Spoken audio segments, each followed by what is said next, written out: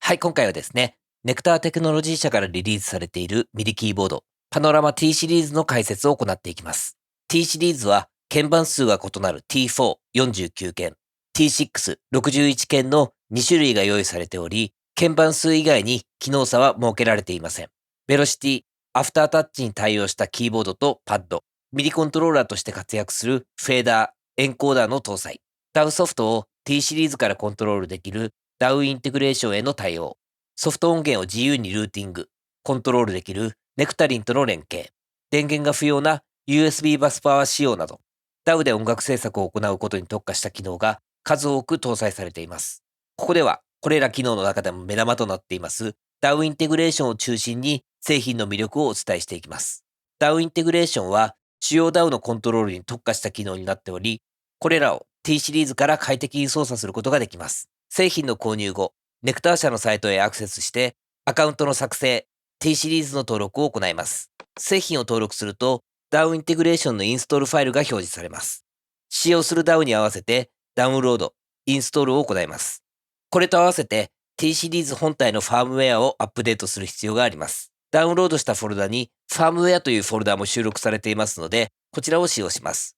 まず、本体の電源を切って、パソコンと接続します。フェーダー Q のボタンとシフトボタンを押しながら電源を入れます。この状態でアップデート待機状態になります。パソコン上のファームウェアアプリケーションを起動すると、このような画面が表示されます。ロードボタンを押して、フォルダー内のファームウェアアップデートを読み込みます。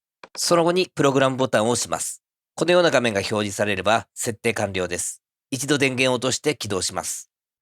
今回は Cubase をコントロールして解説していきます。各ソフト内の DAW インテグレーションの設定はそれぞれ異なりますので、概要欄に設定方法の PDF リンクを貼っておきます。DAW インテグレーションが有効になっていると、ループの切り替え、巻き戻しと早送り、そしてトラックの再生と停止などが行えます。トラックがレコーディング待機状態になっていますと、すぐにこのままレコーディングが行えます。このような形です。これらですね、トランスポート見てみますと、下に文字が記載されています。これはシフトボタンを押しながら操作すると有効になるという機能です。例えば今、ボーカルが消えてしまいましたら、シフトを押しながらこちら、Undo を行うことができます。また、レコーディングの際など、クリックが必要でしたら、このボタンから切り替えることができます。この左右の矢印からは、ループ範囲のセットを行えます。例えばこのようにして、ループを設定という感じですね。非常に便利です。そして実機には大きく分けて4つのモードがあり、これらを作業用途に合わせて切り替えていくという概要になります。どのモードだったとしても、今ご覧いただいたトランスポートは機能します。まずはこちらミキサーモード。今ミキサーウィンドウ、もしくはトラックの部分を見ていただきますと、このように白いラインが出ています。これがこのフェーダーからコントロールできる対象トラックとなっています。しっかりと1トラックと連動しています。そして2トラック目、3、4という感じでコントロールすることができるというものです。例えば再生をしながら簡単にボリュームバランスを整えたりとか、今スネア少し大きいですね。下げましょう。非常に直感的に調整が行えます。またこのトラック、マイナスプラスボタンからこのようにトラックの選択を切り替えることができます。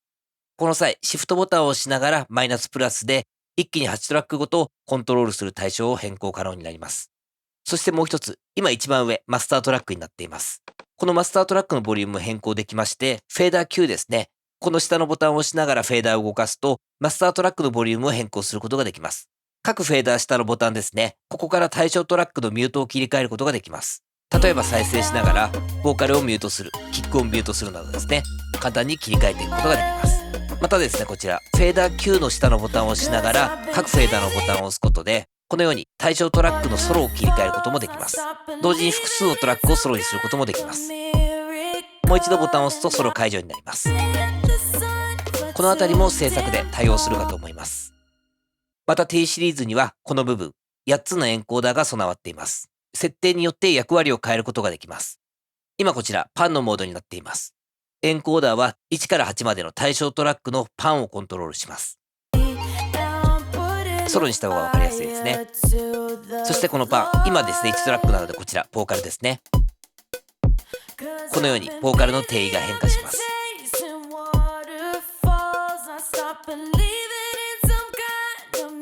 そして今4トラック目のハット、こちらちょっと右に置いておこうとか。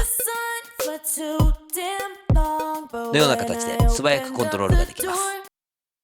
そしてパンの右、鮮度。これは現在選択されているトラックの鮮度量を8つまでコントロールできます。今、ボーカルトラック選択されています。このように2つ適用されています。では、この2つの鮮度を調整してみましょう。このように1つ目のリバーブ。そして2番目のディレイ。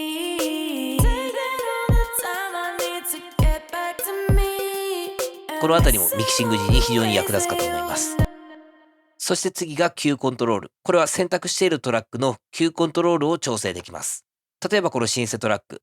ソフトを立ち上げた段階で、すでにパラメーターが割り当てられています。このトラック、ソロにして聞いてみましょう。こんな感じですね。もうすでにエンコーダーに対応していますので、動かしてみると、このようにですね、ディチューンだったりとか、ピッチも変えられますね。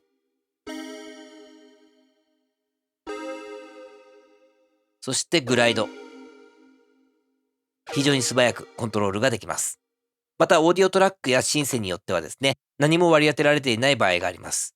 現在立ち上げているシンセはアートリア社のピグメンツです。このクイックコントロールにパラメータアサインしてみましょう。最大8つまで登録できまして、何を割り当てたいのかという項目を選択することもできます。ただちょっと項目が多すぎて探すのが面倒という場合もあります。そういった時はこちら L ボタンを点灯させます。まず設定を行うスロットを選択します。今ですと1番ですね。あとはソフト上の割り当てたいパラメータを動かすだけです。もう一つ割り当てましょう。スロットを選択して割り当てるパラメータを動かすと。登録が終わりましたらこの L ボタンを外します。もうこの段階でエンコーダーからクイックコントロールを変更できます。このような形ですね。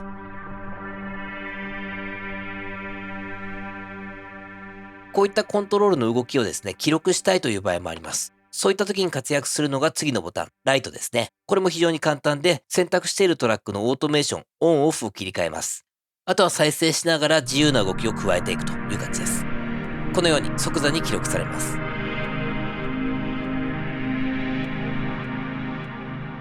この記録が終わった後は、誤った変更を避けるために、ライトを外しておくことをお勧めいたします。